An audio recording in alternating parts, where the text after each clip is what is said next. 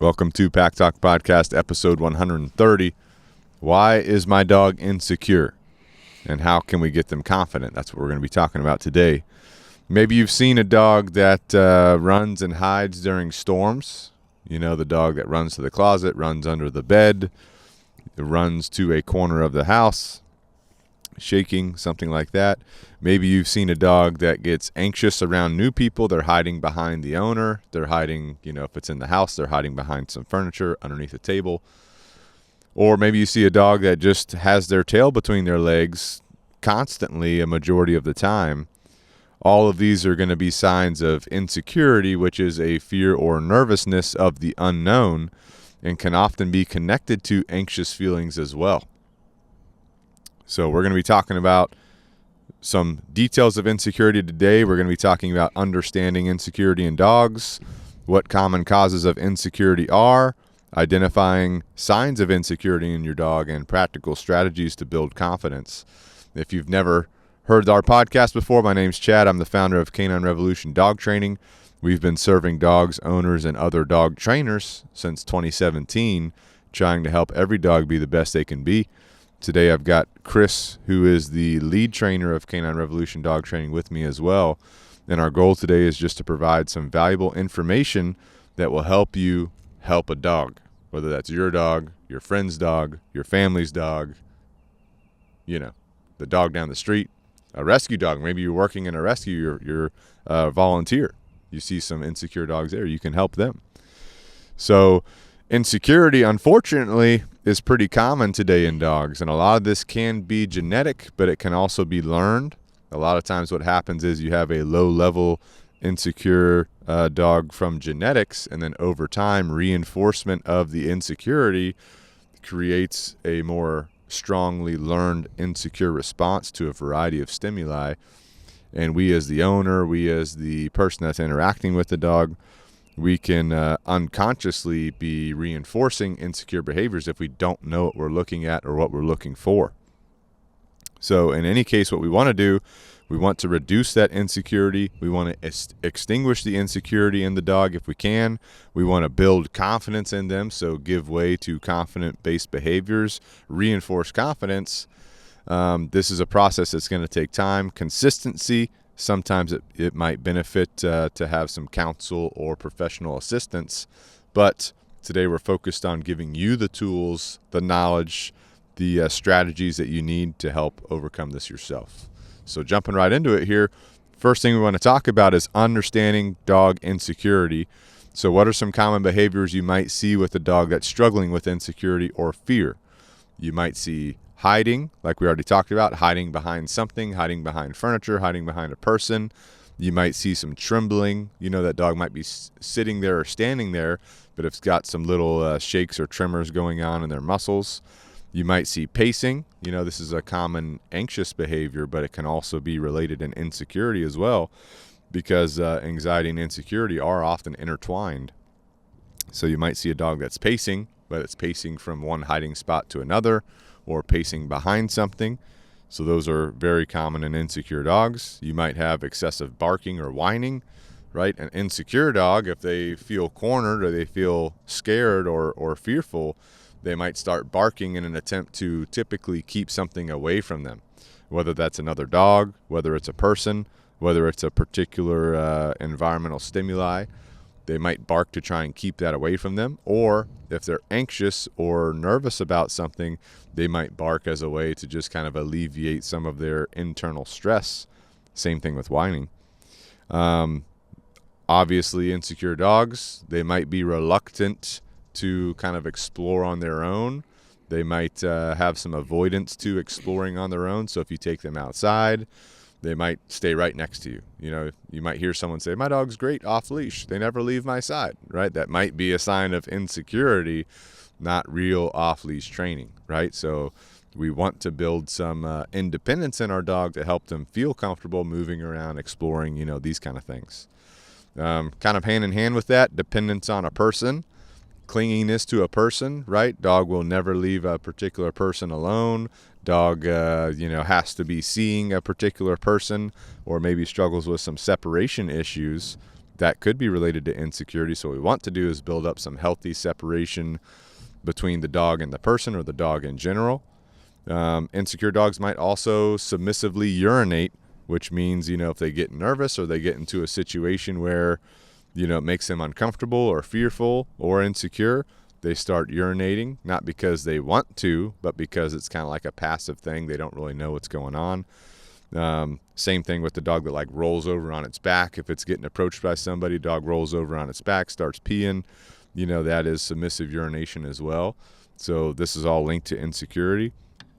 Also, an overreaction to a different stimuli, whether that's a person or another animal or something going on around them.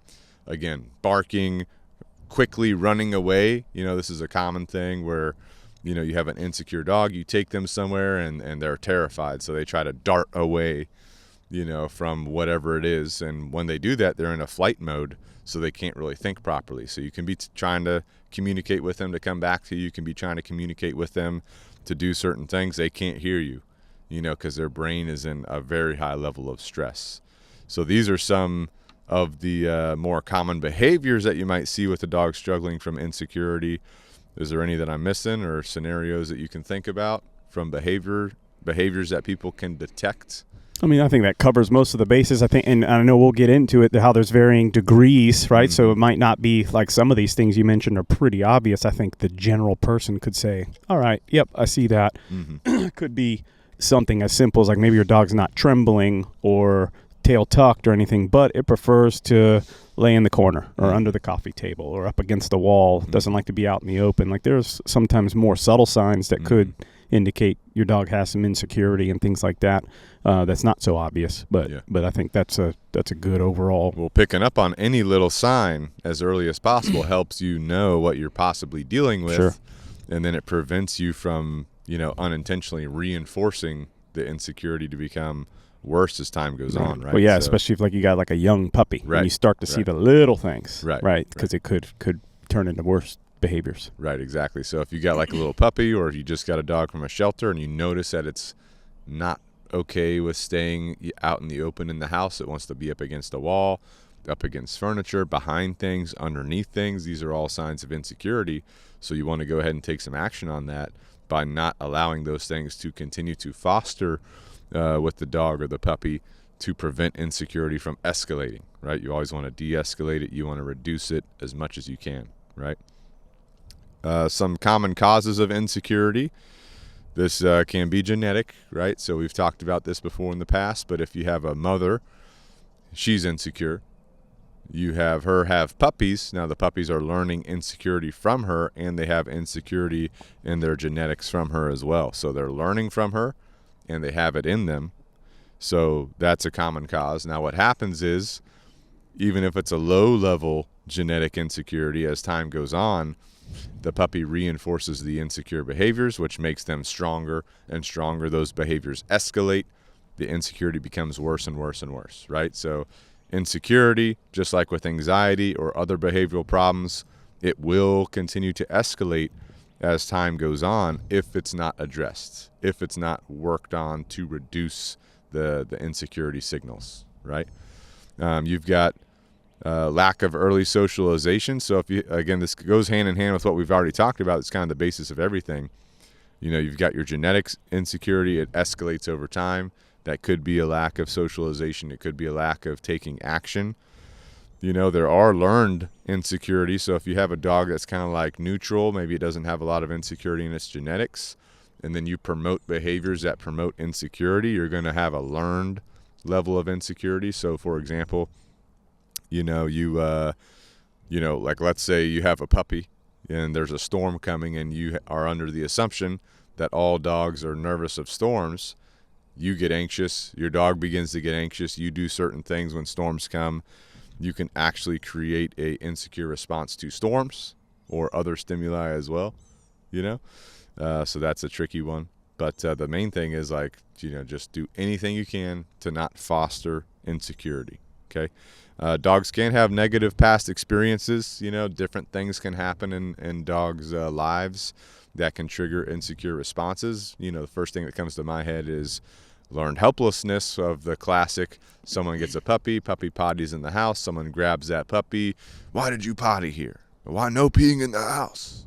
You know, these kind of spikes in energy can create a negative experience for the dog, which can trigger insecure behaviors, especially around particular people, right? Like if it's a dude that does that to the dog, maybe the dog develops an association to dudes, like a negative association, an insecure association, right?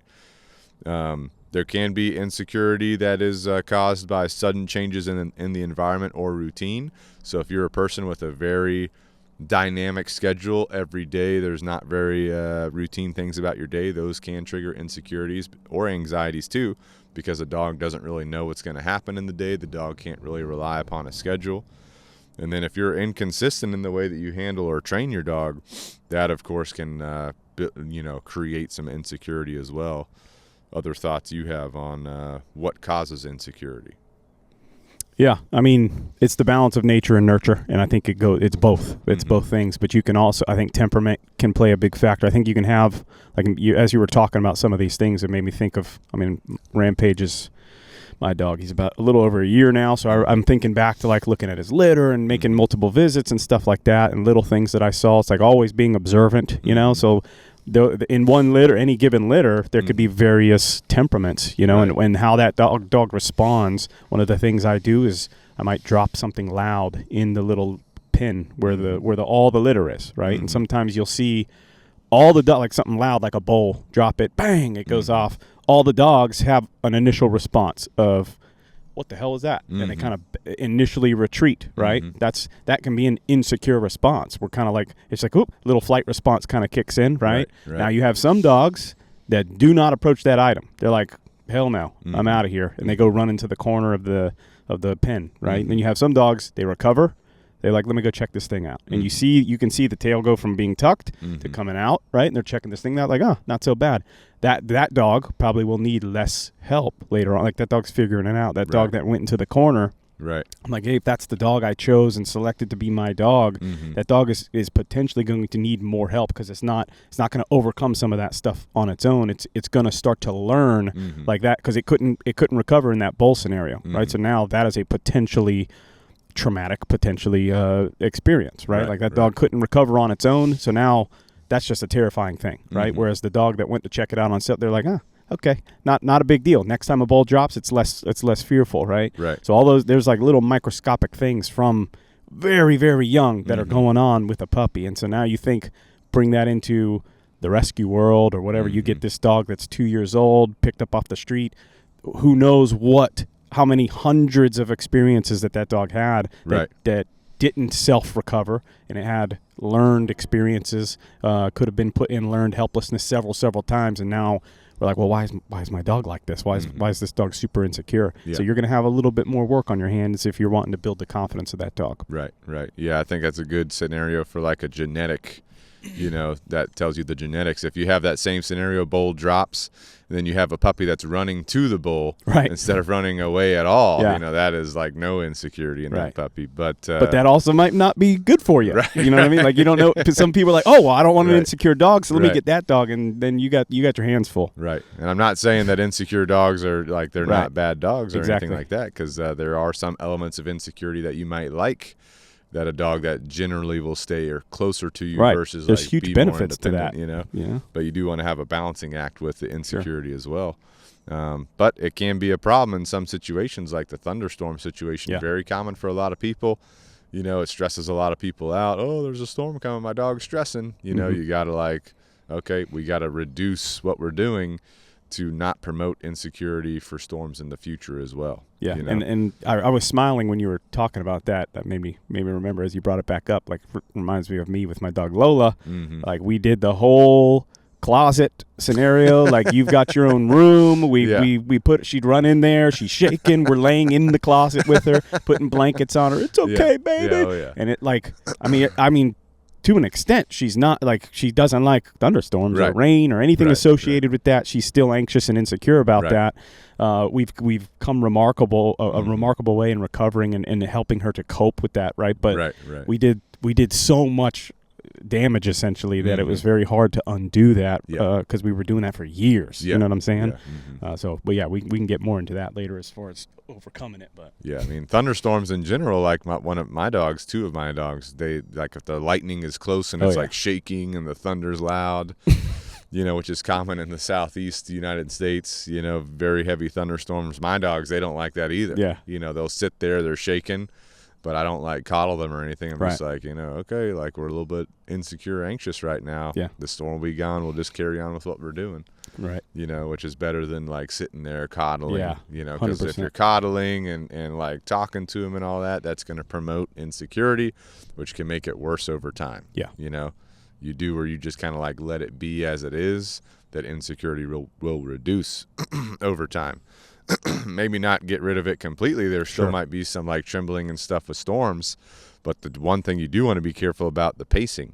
If dogs are pacing during storms, you got to help them learn to settle down and calm down, which can be your downstay, can be your like place command, things like that. So we already talked about some common behaviors you might see. Let's deep dive some more into identifying signs of insecurity in your dog. We talked about some body language, but specifically, if you're looking at an insecure dog, you might see a tucked tail. That tail could be just lowered straight down. It could actually be tucked up between the legs. And we like to say, the tighter the tuck, the more insecure they're feeling. So if you have a dog whose tail is wrapped up against their belly, that dog is very insecure at that moment. If you have a dog whose tail is just kind of like down, maybe just the tip is like tucked between the legs, that dog is insecure, but not as high as the dog whose tail is like wrapped up along their belly, right? Lowered heads could also be insecurity. Again, all this is context dependent because lower head doesn't always mean that, but it could mean that in different situations. Generally, these would be like in line with each other. The tucked tail is the first thing you look at, and then the lowered head. If you have a dog with a docked tail, you're not going to be able to see the tail wrapped between their legs, but if that docked tail is like down where it's, covering the butthole, where it's like as tight as it can against the body, you can imagine that tail would be tucked between that dog's legs, right?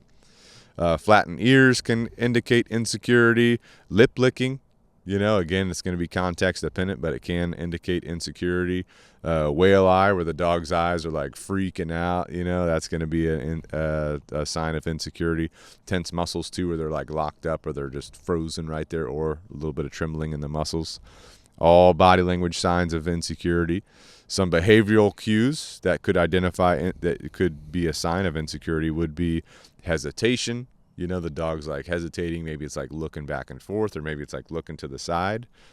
Reluctance to move forward, like especially if you're going into a new place, right, or a new area. That dog's kind of freezing up, just kind of standing there. It's like freaking out internally, Scanning the environment excessively, that's going to be more of your anxious insecurity, where the dog's sitting there and it's just like constantly looking around. It cannot settle, cannot stop looking around, which I was at a recent festival with the dog I had was like constantly looking around, because it was insecure. And this guy comes up to me and he's like, "Oh, that dog would be a great hunting dog because he's watching the environment. He'd be a great guard dog. I want this dog."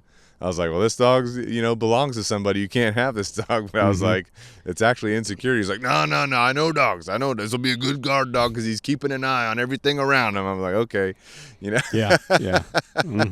Which, what was really going on was the dog was anxious. The dog was insecure. So he's like keeping an eye. But he was making eye contact with me over time. So that's a good thing. A dog that's constantly seeking like your attention, right? Constantly having to come over to you, constantly like, muzzle nudging you, these kind of things. Now, don't confuse that with good eye contact, because we do want good eye contact, especially when the dog is feeling insecure. We would rather them look at us, right? Difficulty settling down kind of goes in hand with this other stuff. But like a dog that's, hesitant, stiff, not able to relax, these kind of things, all signs of insecurity. We want to promote relaxation. We want to promote confidence. We want to promote settling down. We want to promote checking in with us, eye contact with us in a healthy way. But those are some of your common behavioral cues. And don't forget, everything is context driven with the dog. So you can't just take your dog out somewhere.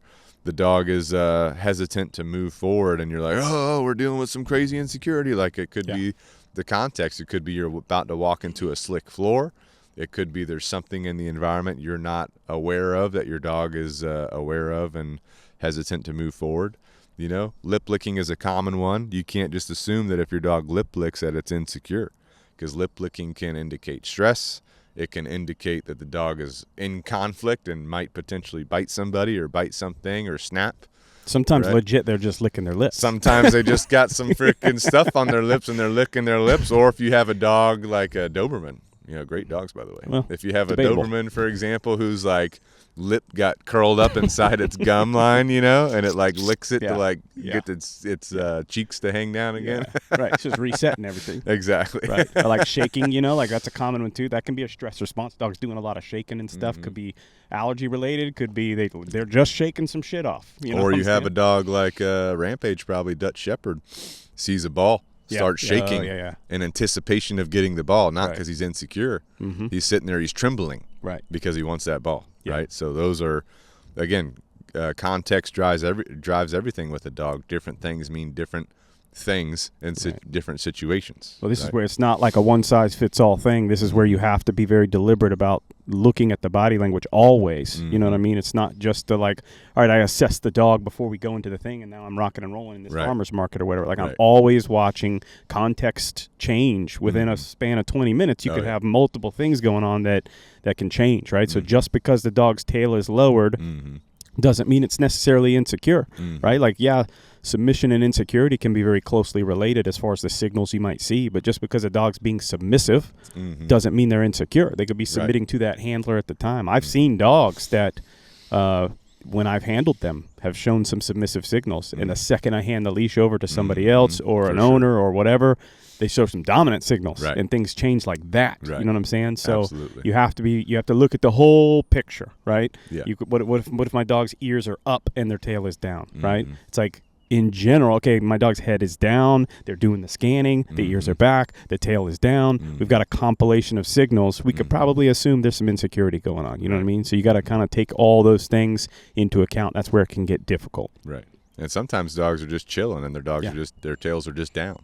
You know, so it's like, we are trying to bring your attention to a lot of the common things, but again, you have to understand the big picture of what's going on with your dog, which is why you might need some counsel or professional assistance in knowing what exactly is going on. But I know me in particular, whether I'm training a dog or whether it's my own dog, it's probably just such a unconscious habit at this point. I'm just constantly, you know, either out of my peripheral vision or directly looking at the dog. I'm like, oh, tail's doing this, tail's doing that, hips are doing this, eyes are doing that. And it's just like subconscious thought just always going on. And I'm just always knowing generally what state of mind that dog's in. Like, oh, there's some insecurity. Oh, there's this. You know, or I take the dog to a festival and I see a little bit different body language. I'm like, okay, this dog is anxious about this. The dog's nervous about that. You know, so that's whenever we get into the practical strategies of how we're going to build confidence overall, because we're constantly assessing. And me in particular, and I know you too, because we're dog trainers, as soon as we assess that, okay, there's a little bit of nervousness here, we're already thinking about what we're going to do to overcome that. And not every dog's the same, so you got to like play around with your dog training fundamentals to see what's going to work for that dog at the time to promote what's in the best interest of that dog long term. But for those of you listening, dog owners out there, reflect on your dog's behavior. Get into the habit of constantly looking at what your dog is displaying to you in different situations and different environments with different things going on.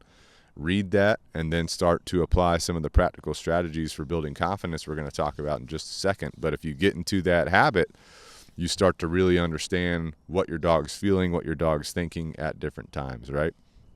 So some practical strategies to help yourself build confidence before we get into them. First of all, just understand whatever your dog is practicing is what they will continue to do.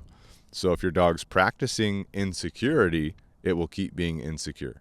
If your dog's practicing nervousness, it will keep being nervous. If your dog's practicing fear-based behaviors, it'll keep being fearful or escalating, right? Same thing with anxiousness, same thing with reactivity. Same thing with leash pulling, you know, the list goes on and on. Whatever your dog practices is what they will continue to do. So what we want to do for an insecure dog, first of all, we want to create a predictable environment with routines and rituals that your dog can rely upon to know what's happening throughout their day, right? A routine is just your schedule for the day. A ritual is the different things that you do throughout that day, the way you do them. So, for example, the way you go potty or take your dog potty, the way you go potty too, right? That's a That's routine. a routine. So there's routines to everything, right? So like if you start off in the morning, you go potty first, right? That's a routine. The ritual is, how do you take your dog outside? How do you let them go potty? Where do you let them go to the bathroom, right? All these kind of things. So what you first want to do is establish a consistent routine for your major events of the day, which are going to be your feeding, your walks, your training, and your rest. Those are kind of your big hitters in the day that you want to be very routine about with your dog. So feeding, most people in the morning and evening, right? If you have a third meal of the day, you throw that in there. Try to keep those feeding times as close to your normal times as possible, and try to keep the way that you feed as normal as possible. So we recommend feeding in the kennel. So what I do, I put my dogs in a downstay or a place command away from the kennel. I prepare their food. I put their food in the kennel. Then they can go into the kennel and get their food, right?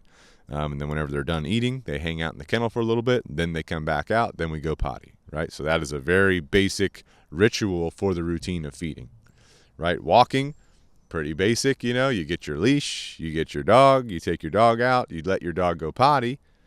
You start walking, you promote heel position while you're walking.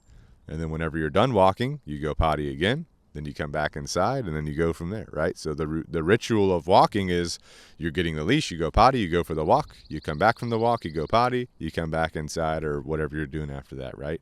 Very basic ritual.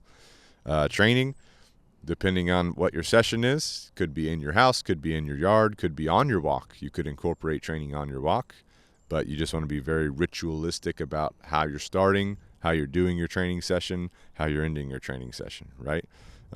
Other ideas on routines and rituals, that's a big one for a lot of people.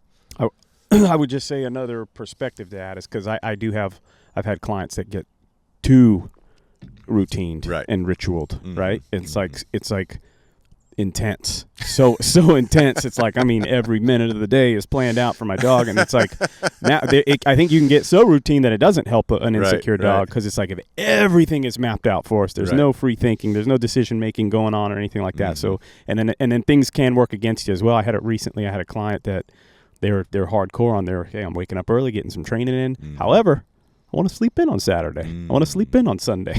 Dog doesn't know what Saturday and Sunday is. Dog's waking him up at 5 a.m. Let's go, right? So you got to factor in all of those things. Don't get so routine and ritual. You can change things up, because I also have, you're going to have rainy days. You're going to have a kid's going to get sick. You got to go to the doctor. You're going to have things in life that are going to come up, and that can derail a lot of people, because I'm so routine. Something throws off the routine, and now we're screwed, and then everything gets derailed, right? So it's have those things that you talked about, hey, feeding routine is a very simple thing that we can keep consistent.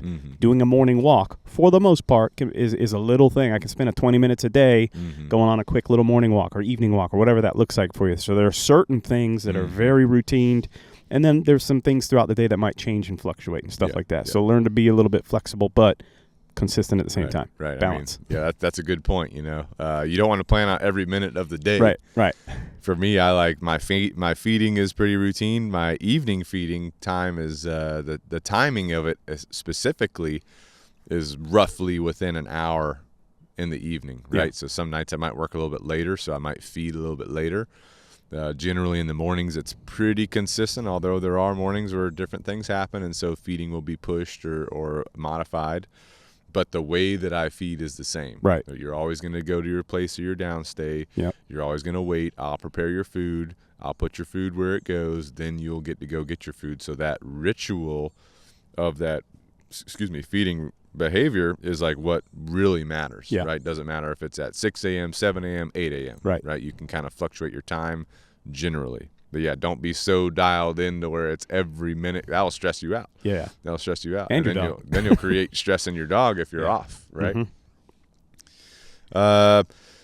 Especially for insecure dogs, having a safe place where they can retreat if needed or go to if needed. So crate is a great place, like a little bed in the house or a pet cot for your place.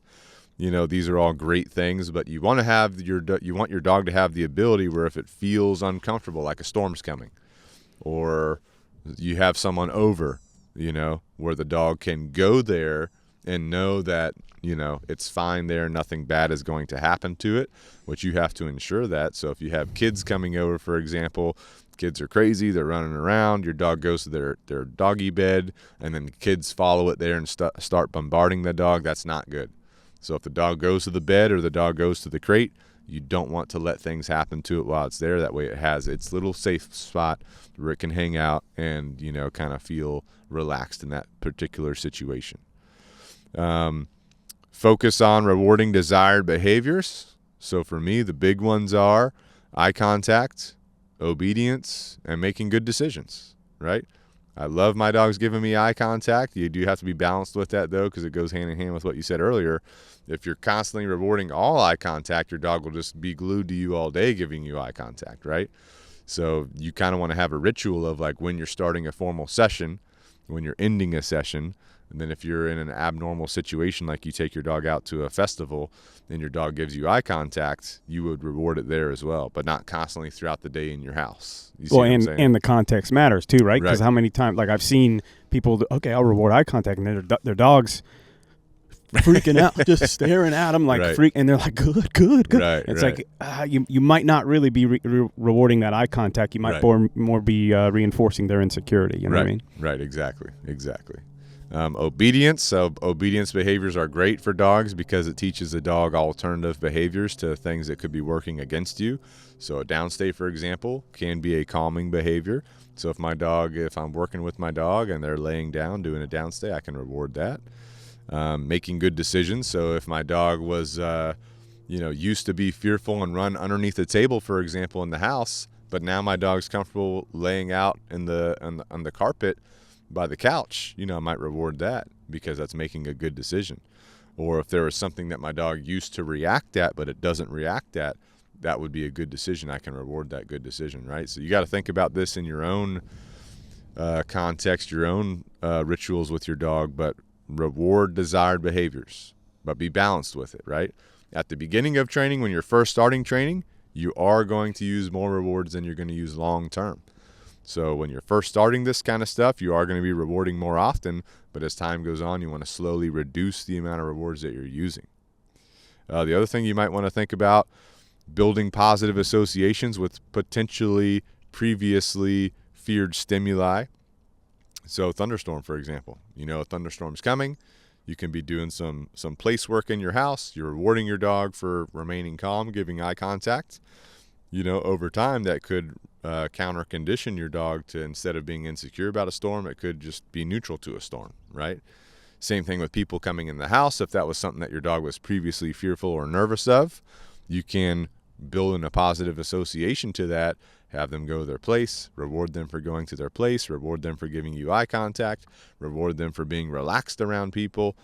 All these are going to be good ways to help build a positive association to something that previously triggered fear or insecurity in your dog, right?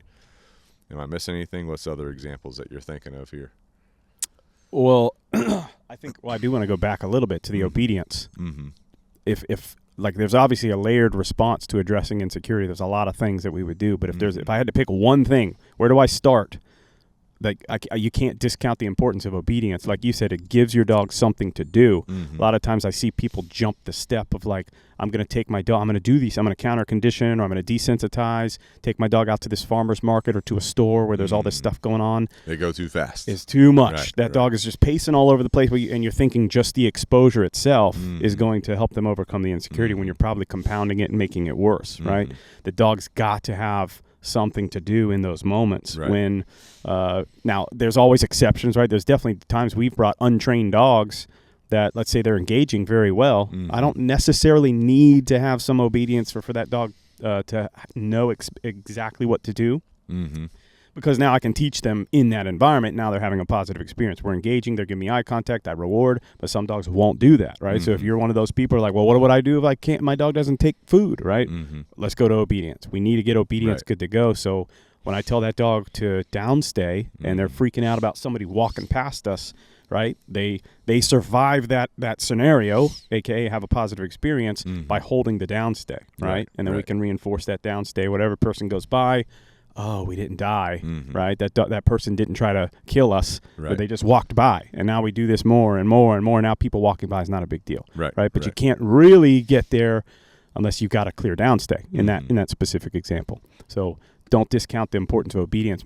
I would say 95% of the time that people come to us wanting help addressing their insecurity, they say that even if they say they've done obedience, it's not good enough to address what we're really looking for, right? Like your obedience has got to be sharp. It's like that's the fundamental. Everything starts at the base, right? The fundamentals. They've got to be super, super good in order to go to the next phase. Right. So, yeah, gradual exposure, right? So we don't want to overwhelm the dog. So what we recommend for a lot of people, if you're training your dog yourself at home, let's say you live in an apartment complex, right?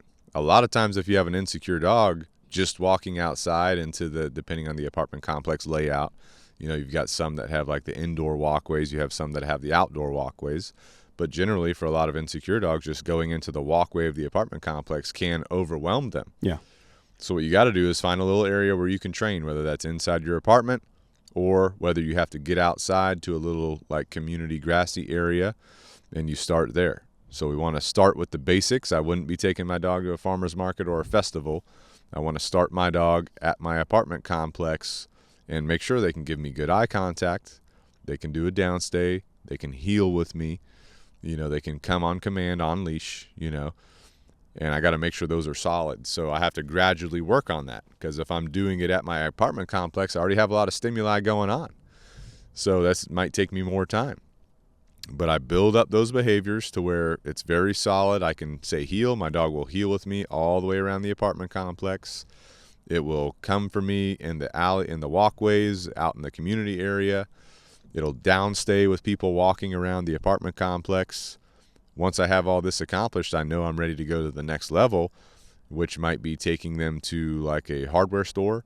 It might be taking them to a local park, but it's like a different environment. I'm not just going from the apartment complex to a farmer's market or a festival. Yeah. I'm going from the farmer's market somewhere easy.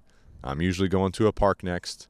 Make sure at that local park, my dog will still perform all the expected behaviors there. If there's a struggle, then I'll keep going to the park for multiple sessions over the course of multiple days to make sure that we're making improvements at the park until the park is very easy to be at. My dog is not stressed.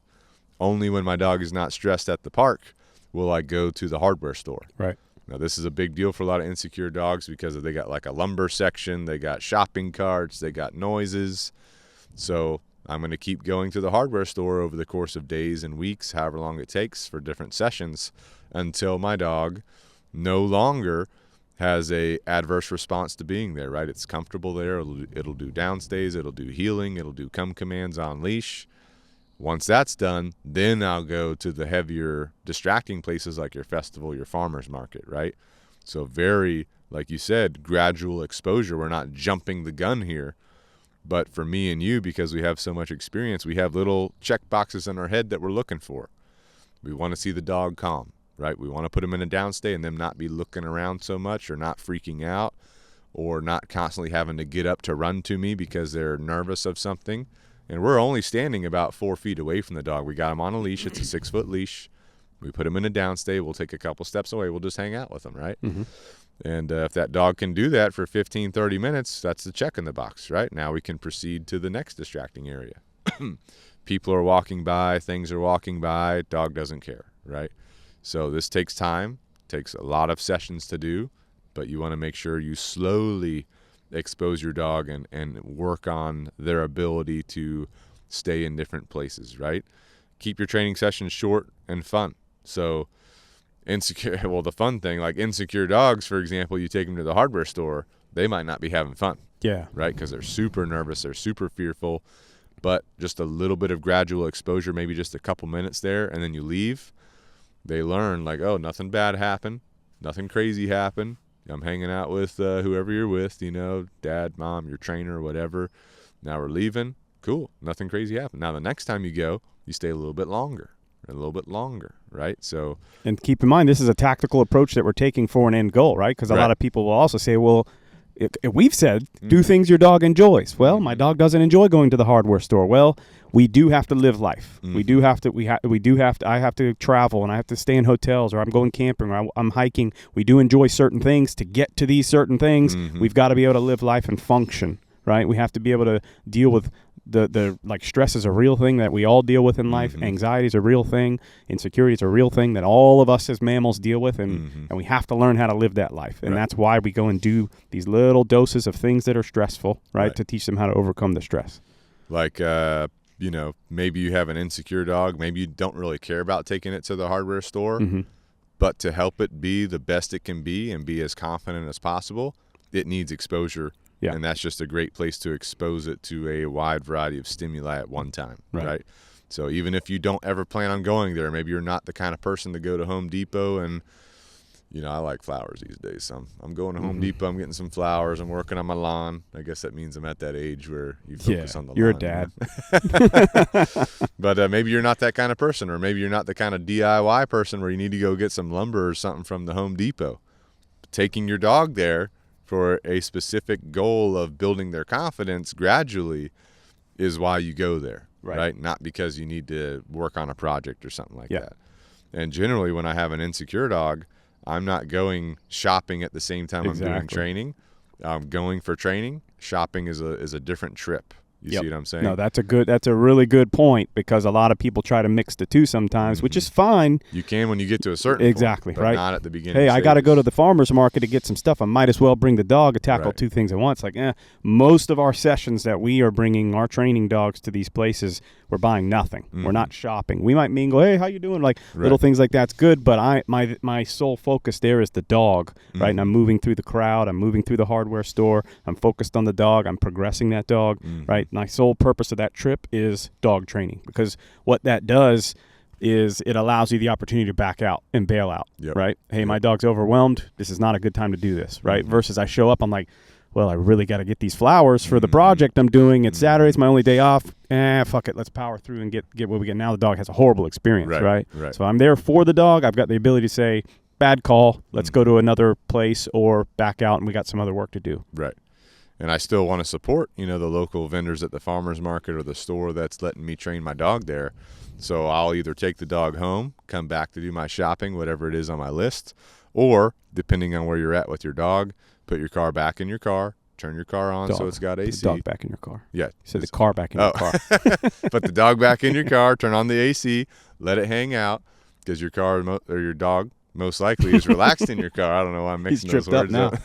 Yeah. But it's relaxed in there, so then you just go do whatever you're doing, come back, then you guys leave, right? Yeah. So try to separate the two until you get to a point where your dog is confident and you can do both at the same time. Right. Because for me, that's the end goal. Yeah. Being able to do things with my dog, right? But I have to get there, which means planning out those sessions where I'm focused on my dog, giving my dog 100% attention, so that I can get to the point in life where my dog's just with me, doing things with me. You see what I'm saying? Obviously, during all this process, you are going to be building strong trust with your dog and a bond with them. So experiences build trust. So the more of these types of things you're doing with your dog, the more your dog is building trust with you, right? And understanding you're a consistent and reliable leader, which are very important. But you're reading your dog's body language, you're respecting their boundaries, you're finding what their threshold is. The threshold is distance to distraction. So if you take your dog to the local park, for example, you're walking by the kids' playground area with the swing set and your dog's starting to freak out, you need to figure out what is your distance from that playground where your dog can still engage with you, still give you eye contact, still taking food rewards. If you get closer, does your dog stop taking food rewards, not able to focus on what you're working on? That means you're too close. So for example, playground is 10 feet away. Your dog can't focus, can't take food rewards, it's stressed out. You go 15 feet away, now your dog's relaxed. It will take food rewards, it will work on what you guys are working on. You know your threshold is about 15 feet. Now, the next time you come out, maybe you're able to get down to 12 feet away from the playground.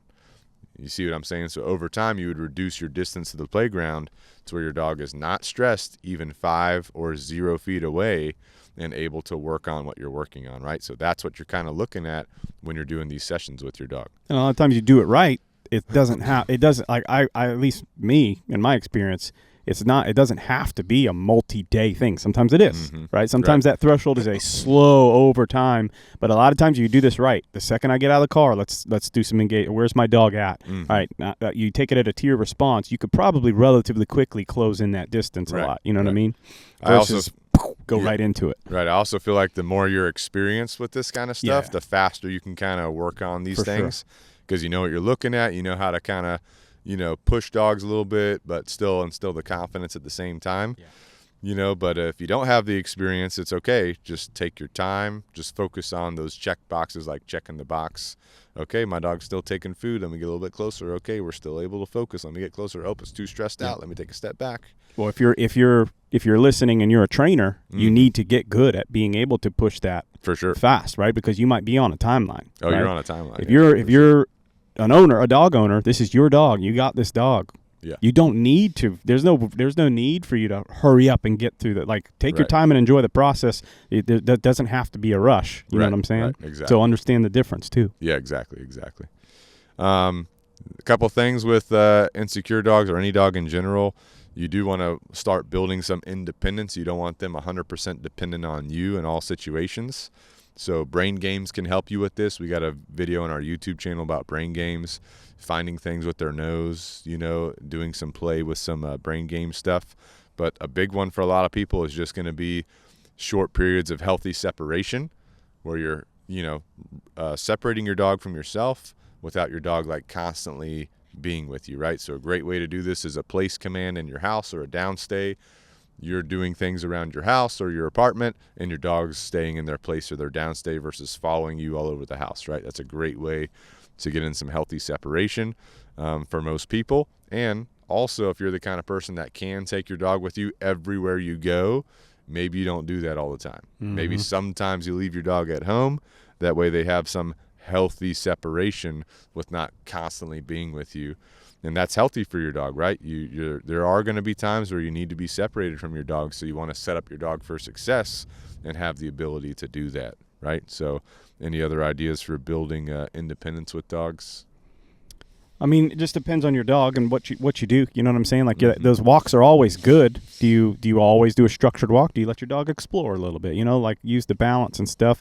If you find that your dog is extra clingy, don't let them be clingy. Right. Like make them do something else. If you can't have your dog hold it down, stay on a place, all right, now we got a training goal. That's something I need to work on. But in the meantime, how can I create healthy separation? I'm probably going to have to use a crate or something like that, right? Maybe your dog's fine, not destroying the house or whatever. Okay, I leave them in a room. I go somewhere else. Like we saw a heavy increase in separation anxiety and insecurity and a lot of issues with dogs when COVID hit. You know what I mean? Everybody's working from home. I'm with my dog all the time. Hey, good time to get a puppy. Everybody's getting puppies. And now all this puppy knows for 2 years of its life is I'm with mom and dad all the time, right? And now all of a sudden, hey, I got to go back to work after 2 years. And people are calling us like, I don't know where this came from, what's going on, right? So it's like these healthy separations are super, super important. Let your dog explore things, do things, but where it's safe and you can make sure you got your recall and all that kind of stuff, your training and everything. Right. Absolutely. A couple things you might want to think about avoiding when you're working on this process. Number one, forced interactions. So if you're trying to work on building these positive experiences, forcing your dog into a situation that they're uncomfortable with is probably going to work against you. So remember how we talked about gradual exposure? Maybe you're like, you know what, my dog's ready for the hardware store, and you live at a house, right? You haven't really focused on your neighborhood yet, mastering that, just simple walks in community areas. You're skipping the park scenario. You're going straight for the hardware store. Now you force your dog there. Now there's loud noises or whatever. Your dog is pulling away from you, not able to stay with you. You're obviously working against yourself, right? Or if you have an insecure dog that just does not like strangers coming up to them and petting them, and yet you're at the park, your dog's doing great. Someone's like, oh my God, your dog's so beautiful. Can I pet your dog? And before you know it, the stranger's coming up to you. They're petting your dog. Your dog does not like it. Your dog's trying to run away, get away. That's working against you, right? And then at your house, having inconsistent rules and boundaries, right? So if you're like, okay, when a thunderstorm comes, we're going to be on place. Sometimes they're on place. Sometimes you're coddling them in your lap, and they're shaking and everything. You're being inconsistent, right? Or just your rituals of like how you walk. Sometimes you walk in heel position. Sometimes your dog's able to run away from the car, riding down the street. Inconsistencies, they foster insecurities and anxieties. And then your own emotions. Remember, what you're feeling is going to be projected to your dog, energy balance. So you have to work on your own anxieties and insecurities yourself to help your dog work on theirs. So you and your dog are helping each other overcome your own insecurities, your own anxieties, your own things that are going on. So other things to avoid or comments on that? Yeah.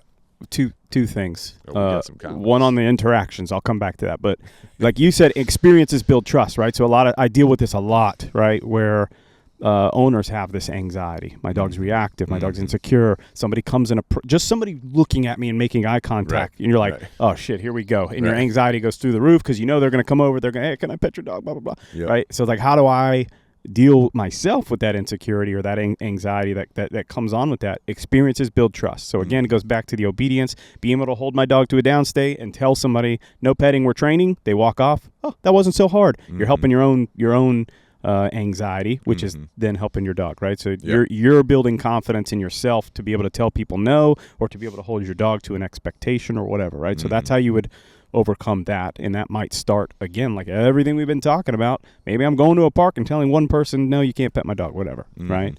But then on the interaction thing, I wish people would just take that off of their checklist, right? Like dogs my dog has to be pet by everybody. Like I get it. That's a cool thing. Like I want to be able to go take my puppy out and people, oh, can I pet? And we don't have any issues. We don't have to stress about it. But it's like, no, your dog. Some dogs, even with high level training, just aren't that dog that needs to be pet by people, by strangers or whatever. Like I don't typically like interacting with strangers. Not that I'm not friendly and I can have a conversation with somebody. It's just not something that I go to seek out. You know what I'm saying?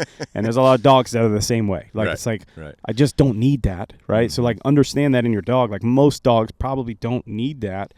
So just take it off the list. You know what I'm saying? And maybe we'll work up to it, maybe not. I have to tell my clients a lot, like, we got to be realistic with what we're doing here. Like, let's first address this issue of insecurity, and then we'll talk about interactions. But you may be, for the life of that dog, watching it around people. That dog might have some serious insecurity that's turned into some serious behaviors that are safety concerns for other people. Maybe your dog has developed a biting behavior as people approach, right? And it's like, you can go so far into that dog gets so reinforced with it that's always an option for that dog, right? And you have to understand that, yes, I can still get that dog to function in society. I can still make that dog a safe dog, but it doesn't need to be pet by people, right? That doesn't need to be a goal. So that's my rant on you also got to understand your dog's boundaries, kind of going off of what you're saying. Yeah. If you have an insecure dog that's developed a behavior that could be potentially a safety issue for different situations, you got to understand your dog's boundaries, and not push the boundary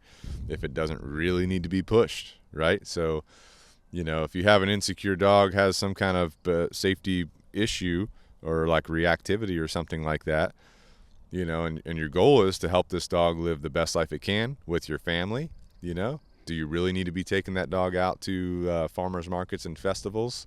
Probably not, because unless you're ready to be on your game 100% and have zero error, it might be too much of a risk factor for you to push that boundary. Yeah. You're like, hey, my dog's living a great life. I'm taking my daily walks. I'm able to take it to the park. I'm able to take it hiking and do all this kind of stuff. But loud, busy crowds might not be your thing, right? That kind of stuff. So, I know my own dog, Bane, he doesn't like people petting him. I can take him into a crowd, and he is fine now.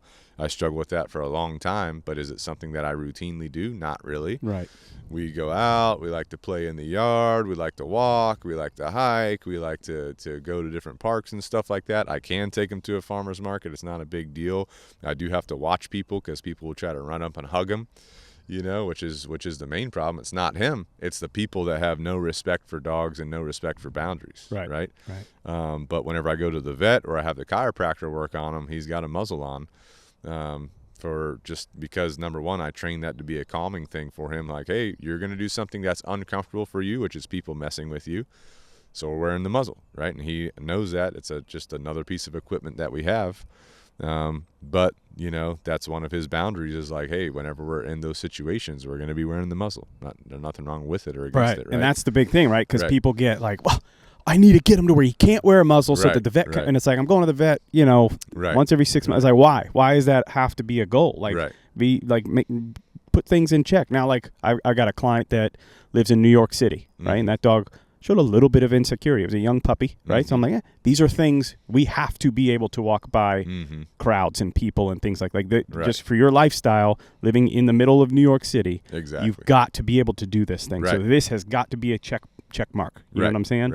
For some people, why do we need to do that? Like, what's going to fit your dog and set you guys up for success? Exactly. So trying to have the dog live the best life they can doesn't mean the dog's going to do everything that maybe you think a dog should do, which is to be that cute, cuddly dog that everyone can pet. That might not be in the cards for your dog. Hard to say. We won't know until we work with your dog specifically, or until you work with your dog to a point to where you're actually doing these scenario-based training things. You got any stories of insecure dogs that you've worked with that have overcome the insecurity and are living a great life? Well, I mean, we got countless ones, but I do have one right now. I got a dog, Coda. Awesome dog. She's great. I don't know exactly how old she is, but she's young. But she's one of those ones that's like she could end up not good, right? So like she has a very initial insecure response. Like I remember like the first time I went to get her out of the kennel, she went way to the back, tail's tucked. She's kind of side-eyeing, growling, ears pinned back, right? Yeah. As soon as you got her out, tails, and like if you could it's crazy. Like you could literally see her walking in one moment with her tail down, and then boom, chest up, heads up, tails up. You know what I'm saying? So her recovery is very good. So with the right training, like I don't think for her insecurity is going to be a factor as long as the owner can maintain this stuff and keeping this in mind that the insecurity is there, right? But that we want to continue to foster the confidence. And I think she's that type of dog that's like 2-3 years down the road, insecurity will be no factor. She'll just be a confident dog as long as we do the right things. You know what I'm saying? They do have to be consistent with their training long term. Right. But this is also that dog that you have that bad experience, and they're not allowed to recover because of something we do or whatever we keep. Like, let's say I just take that dog right now at the phase of training she's in, and I hit that farmer's market, and I can't hold her to obedience because she's not 100% to the obedience or anything like that, and I continue to just flood her with negative experience. I think I'm giving her a good experience because I'm giving her exposure, but it's really constant negative experiences. That insecurity will fester. It will take over. That ability to recover is going to diminish over time, and now she's going to become a super insecure dog. Who knows what that's gonna turn into? Right. Got to be careful. I remember a dog named Malone came from a rescue that we worked with a couple years ago, and what happened was that the rescue had given this dog to a foster. The foster was transporting the dog. I think they stopped at a rest area or something to let the dog go potty. Dog freaked out, because of cars or something like that. And this was a very insecure dog. Dog freaked out, pulled the leash out the hand or something, and took off into the woods, gone. So they had to hire some trappers, come in, try to trap the dog. They did trap the dog. They got over several weeks, right? Right. Yeah. It took a long time. They got the dog back, trapped the dog. Goes back to the rescue. Rescue calls, hey, we need to send this dog to you, right? So they send the dog here. Or I went to go pick up the dog from where it was staying at. So I go pick up the dog. I'm looking at the dog. Dog is hiding behind furniture, pacing, like you can't get close to it. It's like running around. You can't get to it, right?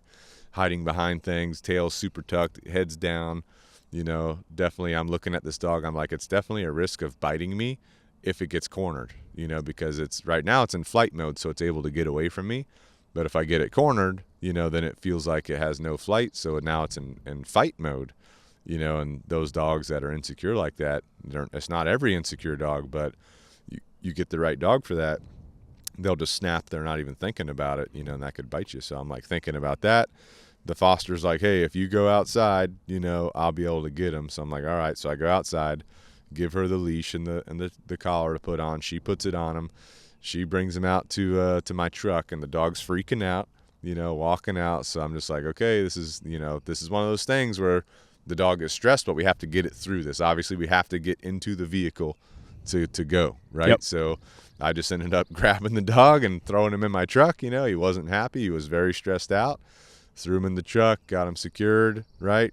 Got back, took him out, got him introduced to his to the environment, to the kennel and everything, show him his assigned crate. So I take him to his crate, and obviously insecure, so he loves the crate. He's got a space now, right? Had to be very careful, though, because he would run to the back, and then you'd have to try to get him out, and he'd be snapping, right? So because of the stress. So, I think I spent 2 weeks with that dog just doing routines and rituals, just a daily schedule, going potty, going for a walk, trying to get it to take food from me, not taking food, so insecure, so stressed. About 2 weeks, I got it to take food from me, so I'm like, all right, now we're getting somewhere. Daily walks, trying to build relationship. And so was able to work on all the training once it was taking food from me. And then we get through the training, the dog is building confidence, but this takes time. So there's still a lot of insecurity. We're battling with a very serious case. This dog is like several years old. So we finally start the distraction training, to where it's time to start exposing the dog to different environments. That was rough. Taking the dog out, dog's freaking out, any little thing, dog's freaking out. Luckily at that point, it was like when it freaked out, it would want to get closer to me instead of running away from me. Took it to a farmer's market, dog's stressing, dog's staying close to me. It's able to do the obedience. The obedience is what gave it the ability to mentally work through these different situations, right? Because if something happened that stressed it out, it would heel position if we were walking. If something stressed it out, downstay, right? Not like a relaxed downstay, like a tense downstay, but still a downstay, right? And so got through all that. Dog, we established as much confidence as we could. I think the dog was here for 8 weeks or so. And then I took it back to the foster, trained the foster on how to maintain the training. And now that dog is doing great, right? The fosters ended up adopting it, and they take it on its daily walks. There's other dogs in the house that it plays with and everything. They're able to let it off leash outside and play in the yard and everything, call it back, no problem. So, but it took a long time to get that dog to that point where it can live the best life possible. Now, they don't take that dog out to farmers markets. I do think they take it out to parks. They've come to a couple of our alumni group classes with the dog. So they are taking it out to parks and low-key environments, but, they're not taking it to farmers markets because that dog still, has that level of insecurity long-term to where that's just very stressful for it. There's no real need to take the dog there unless it's something you constantly want to work on, Mm-hmm. But that dog's living the best life it can, thanks to its adopters for being consistent with its training and maintaining where it's at to keep that level of confidence there. Because if that's the kind of dog where if you just did nothing, that insecurity would come right back and it would keep escalating. It would get worse and worse and worse, right? Yep. So something you got to work on. But like Chris said, there's been a ton of dogs with insecurity that we've worked with, whether it's a low-level insecurity or a very extreme level of insecurity. And the main thing is taking your time with it, have a gradual progression with it. Think about how am I going to build the right behaviors with this dog? What am I going to promote, right? You don't want to let that dog practice insecure behaviors because what it practices long-term is what it's going to keep doing, right? Yeah, so. And it's that training lifestyle. I've said this a lot, what I mean? A lot of people get into this perspective of I'm going to send my dog over to training and fix this issue. I'm going to change the brakes on the car, so to speak, right? And it's going to come back fixed. Mm-hmm. It's this is now a lifestyle thing, right? Just like you said with Malone, if you even 12 weeks of training, if you go right back to doing what he was doing before that training, he's going to go right back to being insecure. You know what I'm saying? So it's you got to understand what that dog needs continually to continue to improve. Yeah, Malone's going to be an insecure dog. His life. His whole life, he's going to be an insecure dog. He can be put in that situation where he can go right back to that insecurity, but by maintaining a certain lifestyle with him, he's able to overcome and know what to do in the right context. Exactly. And that's the thing about dog training people get confused about. They think they can send their dog to a trainer trainer's going to fix the dog, it's going to come back no problems. That's not the case. It's a living, breathing being. It's got its own personality. And so, like you said, training is a long-term lifestyle change. Right now, if you send your dog to a trainer, the trainer's got the dog for like 8 weeks like I had Malone, obviously you're not going to be doing that amount of work. There's going to be a maintenance program to maintain the level of training that the dog's at when it comes home, but still things to work on, right? Well, also let's not put it all on the owners, right? Because you got to the trainers, if you can't communicate that to an owner, if you can't properly instruct an owner on how to do what it is you did, because how many times do we hear that? Well, yeah, when it's with the trainer, he's perfect, right? Well, there's a human element to it, right? But there's also a training element to it. You as a trainer, you can train that dog. Can you train that owner to take over what you've done with that dog, right? And that's why it's best to be partnered with a trainer over the long term. Exactly. You know what I mean? Like just the board and train by itself is not going to be successful. Doing just private lessons by itself, you can be successful if you're dedicated. I'm not saying that either of those can't be, right? But a balanced approach of like what we do, a good board and train program that also supports the owner for the lifetime through private lessons, that's what's going to be your best bet. As the dog trainer, you are that owner's coach. Yeah.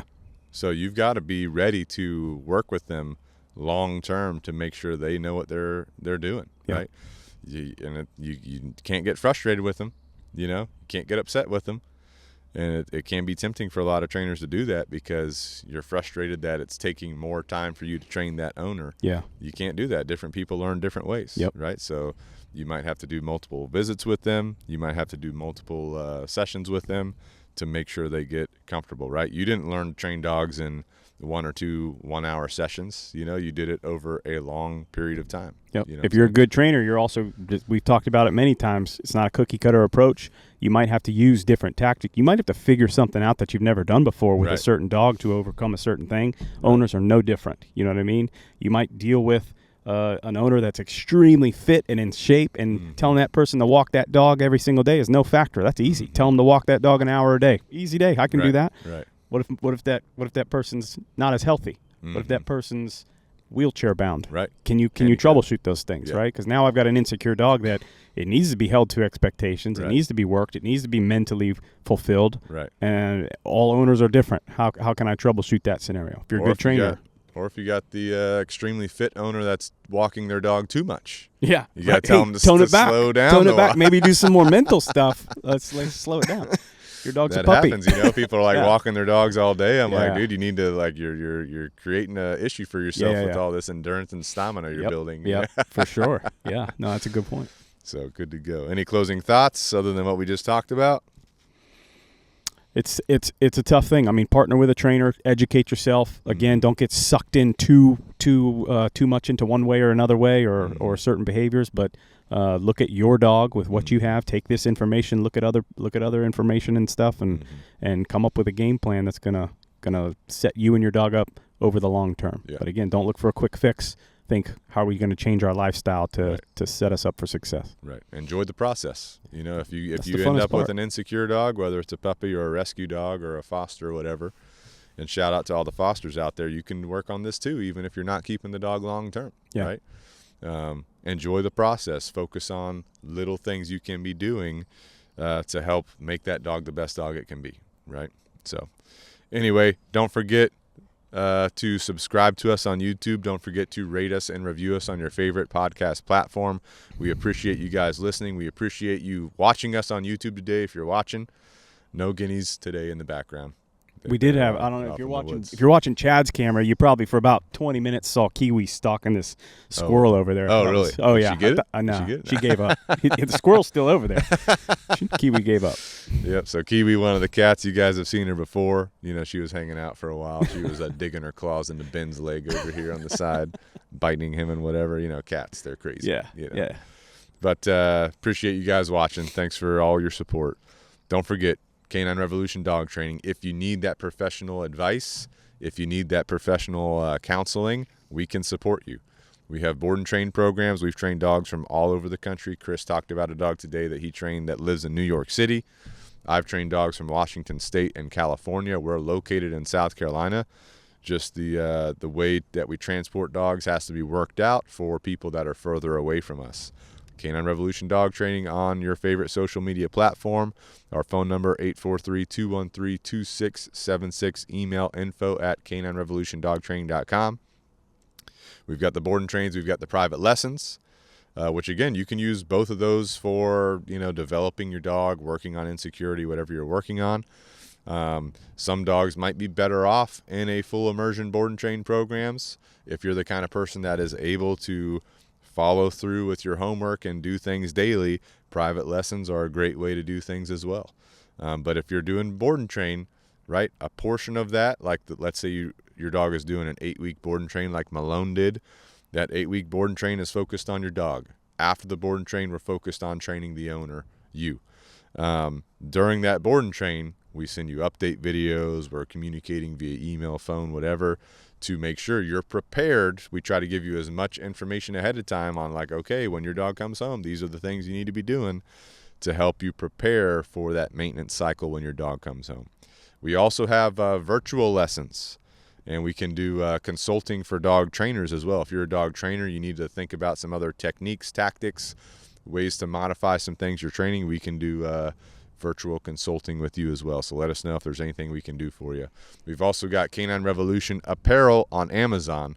So, you can go on there, get you a shirt, get you a hoodie, get you a beanie, get you a hat, get you a mug, whatever, to support yourself and support the podcast, right? So you can get a Canine Revolution logo shirt. You can get a Canine Revolution logo mug, whatever you want, hoodie as well, right? We've got a couple designs. We got some guinea fowl designs. We should probably add some cats, since we got some cat listeners. Not too many, maybe one or two. We still got, like, the Cat's Mind podcast is still in the top 5. Yeah, still I guess we do. 5. Maybe we'll do a Cat's Mind t-shirt. Exactly. We got guinea fowl t-shirts. We've got the pirate theme, dog skull with the crossbones t-shirt. That's a good one, right? That's a good one. Recently got a picture. Someone was at Cracker Barrel. They were wearing a Long Live Bobby Joe t-shirt. Nice. They sent me the picture. I was like, all right, now we're talking. You know what I'm saying? So was it Gigi?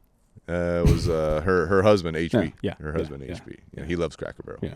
So anyway, Canine Revolution apparel on Amazon. Nice pitties. That's always a hit. Nice pitties. I wore that on yesterday, actually. Did you? Nice pitties. Oh, nice pitties. Nice pitties. Good to go. I always get comments on it, too. Yeah. Those are nice pitties. Yeah. And they're trying to touch the pitties on the T-shirt. I'm like, don't touch those. Yeah. You know what I'm saying? Yeah.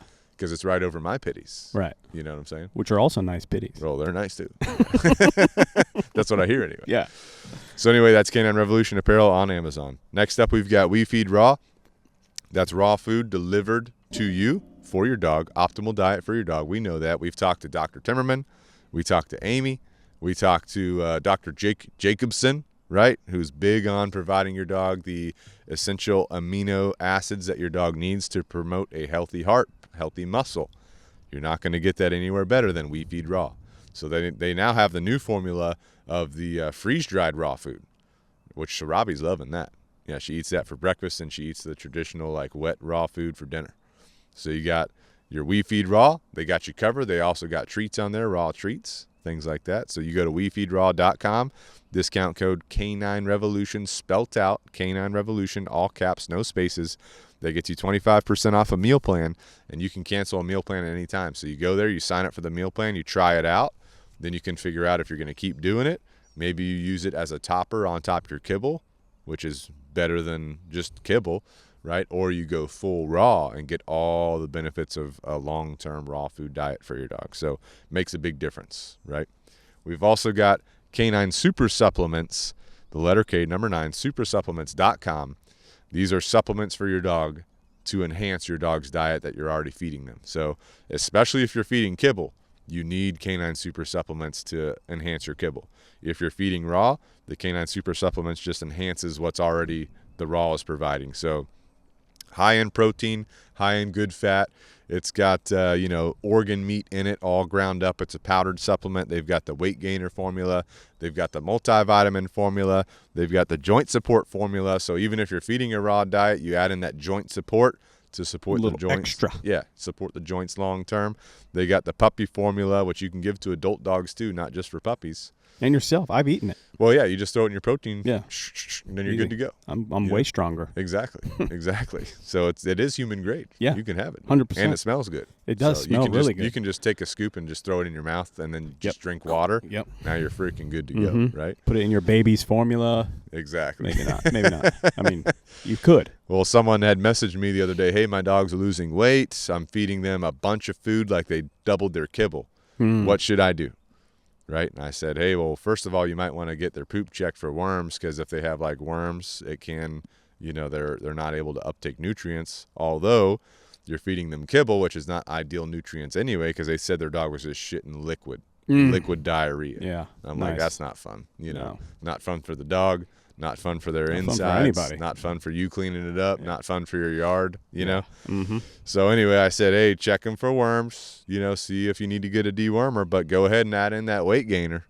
Don't double the kibble. Take the kibble back to what you're normally feeding, add in weight gainer. Yeah. Right? Because that's the better nutrients anyway.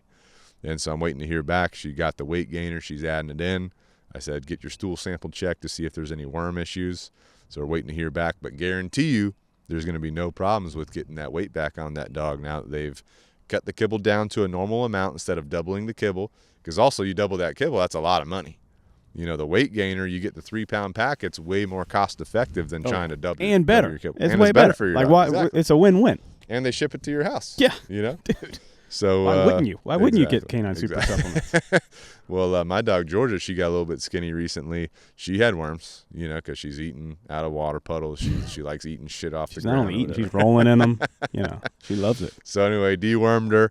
I added a weight gainer to her. She's already back up to a good weight. So it's like one of those things you keep on the shelf because you never know when you need it. But you could also feed it long term. So anyway, CanineSuperSupplements.com, discount code Canine Revolution, all caps, no spaces, 15% off your order.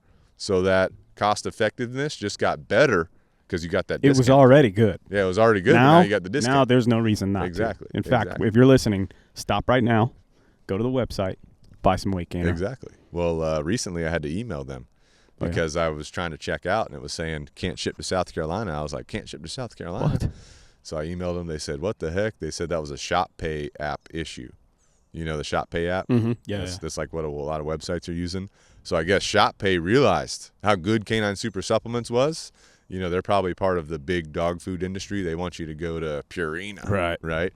So they tried to put to sabotage. They tried to sabotage. So guess what? We got it squared away. Now we're shipping. You ain't sabotaging us. Exactly, because we'll call your ass out. Yeah. Yeah. So anyway, our next affiliate, Jocko Fuel, it's our last one. So you guys are listening still. We just got one more. Jocko Fuel is the best one. It's for you, the dog owner, because we know to properly take care of your dog, you have to be taken care of, right? So just like your dog needs those We Feed Raw and the Canine Super Supplements to get enough protein in to support themselves, you need protein too. That's what they got Milk for. Milk, you've got the powdered, you've got the milk cookie, you got the ready-to-drink milk. It's your on-the-go protein, right? Cookies and cream, it's basically having a cookies and cream milkshake, but it's a protein milkshake. Dude. You see what I'm saying? So you go to JockoFuel.com, you go to the milk section, you get a couple bags of milk, now you're good to go, right? You're good to freaking go. While you're there, grab you some creatine, put it into your milk because creatine helps you, right? It helps your body, helps you get stronger, helps your muscle mass, helps you cognitively as well. It reduces your risk of dementia. Did you know that? Dementia. That's why I take it, actually, solely. Yeah, well, we know you're going to have dementia one day. Runs in the genes. I think I have it already. It also will support antidepressant, right? So creatine helps fight depression. If you're a person that has, maybe you have some anxieties in your life. Maybe you have some things that might be triggering some depression. Add in creatine, see if it helps you, right? Because remember, your dog's feeding off your energy. So if you can bring yourself to a good level, your dog will respond as well to a good level.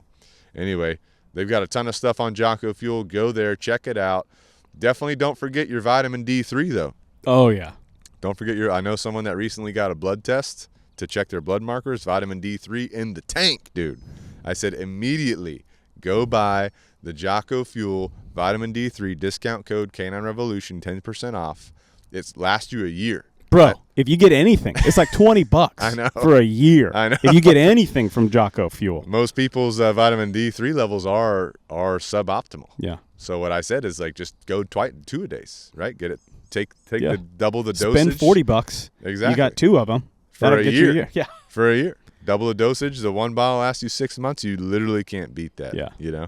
So anyway, JockoFuel.com, discount code Canine Revolution, all caps, no spaces, 10% off your order, and you'll be squared away. You'll be good to go. So thank you guys for listening. Definitely check out the affiliates because they're all here to help you, to support you and your dog, right? So we appreciate you listening. Don't forget, subscribe, rate, review, and until next time, this is Pack Talk Podcast.